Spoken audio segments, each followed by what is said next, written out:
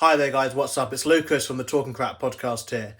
Just to let you know, we had some technical difficulties while recording this week's edition of the Viewpoint and Guerrilla Press. However, we have managed to salvage something for you. So without further ado, I'm Lucas Jackson, joined, of course, by Jazzy Josh Porter and Champagne Charlie for the WWE Hell in a Cell predictions. Time to discuss Hell in a Cell. Or as we're going to call it this year, rematches in a cell. We get to the predictions then. So the first match, of course, is for the Universal Championship. And that is also an I Quit match inside the Hell in a Cell structure, as champion Roman Reigns will take on his cousin, Jey Uso. This is obviously a rematch from the match they had at Clash of Champions, which was heralded by kind of everyone, was probably one of the best matches, definitely in WWE of the year. What do we think? Let's start with you, Jelly Josh. What do you think? Who have you got for this one? As much as I want Uso to win, I don't see him taking the title from Reigns. If he's going to be a world champion, I don't think it'll be over Reigns. So I'm going to have to go with... Yeah, I'm going to give it to Roman in this one.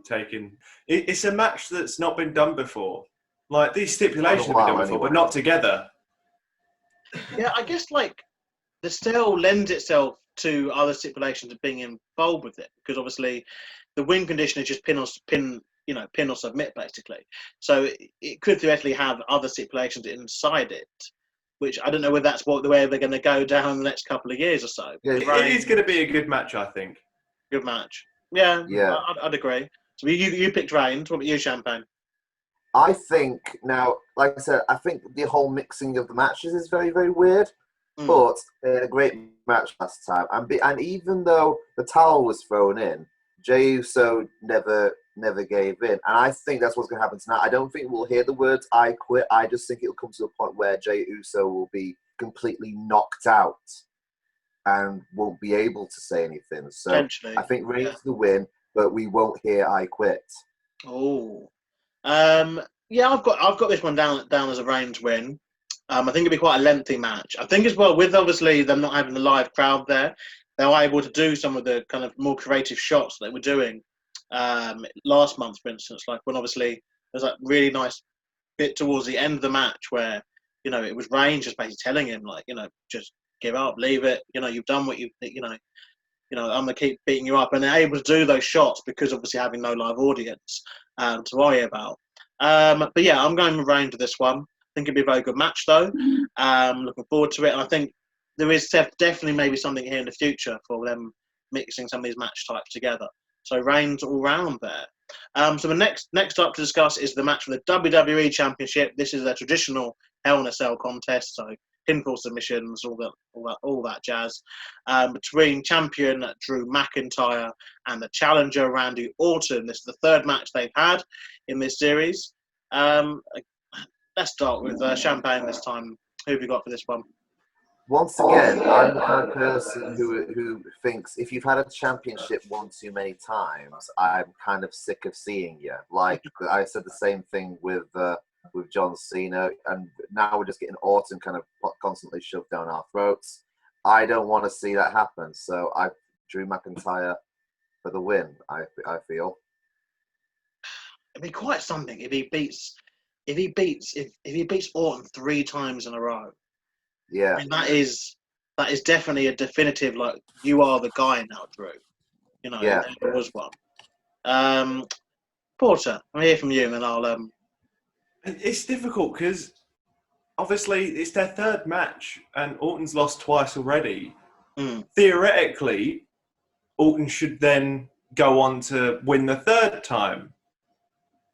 But I don't see McIntyre losing the title yet. I think McIntyre's loss is going to be like a WrestleMania moment. Yeah. If anything.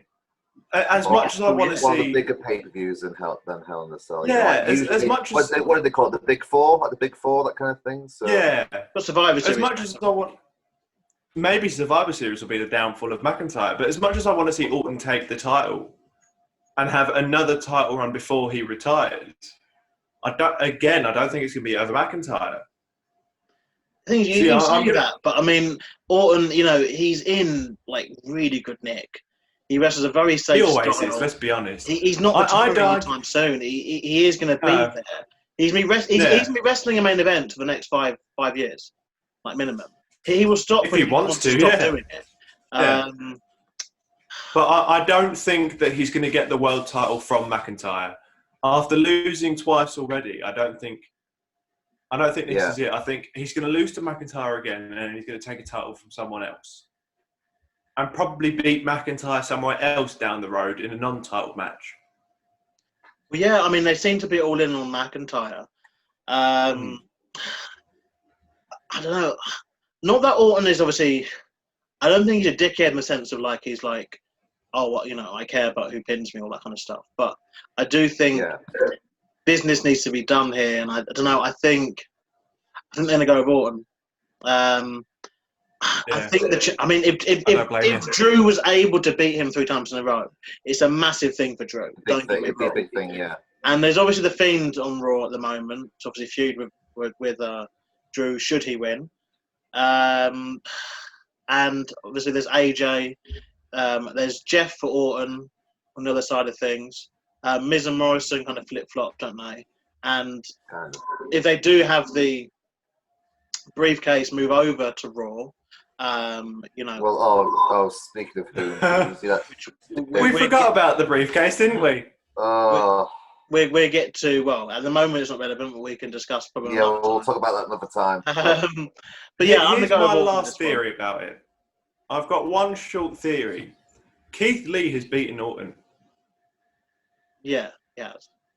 So picture this. Orton beats McIntyre, Lee beats Orton. It seems like a good way of doing it. Possibility. He seems very occupied now with Braun. I think that's something they're going to go for a little bit. He lost to Braun as well just recently. So there we are. I wouldn't be opposed to it. Weirder things have happened. But I'm going with Orton. So we're split on that one then. The next and final match inside of Hell in a Cell anyway, so the structure is the match for the SmackDown Women's Championship as the longest reigning SmackDown Women's Champion of all time. Bayley takes on her former best friend, Sasha Banks. Now, this is a huge match, really, that's been brewing for a number of months. They kind of started it throughout the year. We kind of thought we were going to get it perhaps early in the year. Why I've always seen this match is like, this was meant to be the main event of SummerSlam. That's what I wanted. Before obviously things happened to stop that happening. Everyone's wanted this match. So. But yeah, where do we go with this? It's a tough one. Personally, I think that if anyone's going to take the title from Bayley and end her streak, it's going to be Banks. Let me rephrase it. It has to be Banks. Yeah. You cannot build up this feud, have Bayley as the longest reigning champion, for her not to lose it to her biggest rival. It does not make sense in my head for Banks not to take the title. They so I'm going Banks on this one. This soon, like a non-big ball. Yes, I think they will. Unless they really want to drag this out to WrestleMania, I think this is going to be it. Or Survivor Series, maybe. I have to agree with Jazzy Josh. I think Banks is the one to take the title. And again, if not now, then next month at one of the big four, being the Survivor Series, just drag it out maybe a tiny bit longer. But Sasha Banks has to be the one to take it. They wouldn't have built this epic storyline for as long as it's been, without, if they weren't planning to do something with this. So change my mind. Wait, so Champagne, you're going for Sasha? Yes. Are you going for Sasha? I'm going for Sasha, but not yet. Okay, but I'm going for Bayley. I'm going for Bayley by champion's advantage. But how? Okay. It's the match is inside Hell in a Cell. Oh, there's no disqualifications and there is when they want it to be. Right, I'm going for Bayley. Anyway, that all that stuff you said, Lucas, a few minutes ago about how you would write it. Now that's proper writing right there. Vince Russo, eat your heart out. Well, because there's a story to be told here, I think. Yeah. And the final of the story is at WrestleMania, in my opinion. Yeah. And it's just how you get there. But I think we've been on this one a bit too long. There's one final match on the card. Indeed, there is. And that was just added this past week. It's Elias, who's returned from yet another injury. But he's always returning from injury nowadays.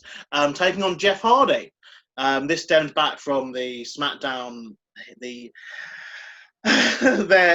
car accident they had on SmackDown a few months back. That Elias was injured in, and now he's come back. He attacked Jeff Hardy with a guitar. Jeff Hardy got his revenge by interrupting the Elias concert. A very catchy tunes, by the way. But yeah, what do we think? Sort of you, Champagne. As much as I am a huge Jeff Hardy fan, have been for years, I think, with Elias just coming back in, it's a good way to try and get him on a good, lift-off point. On a roll. You know what I mean? So I'm thinking he'll win, but obviously there'll be, I don't know, maybe the use of the guitar, that kind of thing. Ref bump, guitar smash, get the win that way. Jeff Jarrett style. Porter? Yeah. I'm going to have to go with Elias in this one. Like Charlie said, it's got to be a massive hype train that starts off with him beating Hardy. And I think this will be a good way to do it.